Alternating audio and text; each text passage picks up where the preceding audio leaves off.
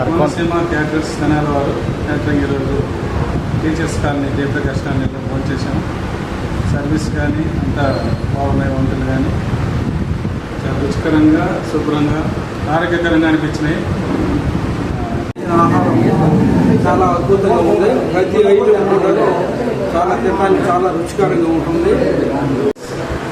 వీళ్ళకి మేము ఈరోజు ఫస్ట్ టైం వాళ్ళకి మేము ఆర్డర్ ఇచ్చాము. చిన్న ఎంగేజ్మెంట్ మా బాబుది.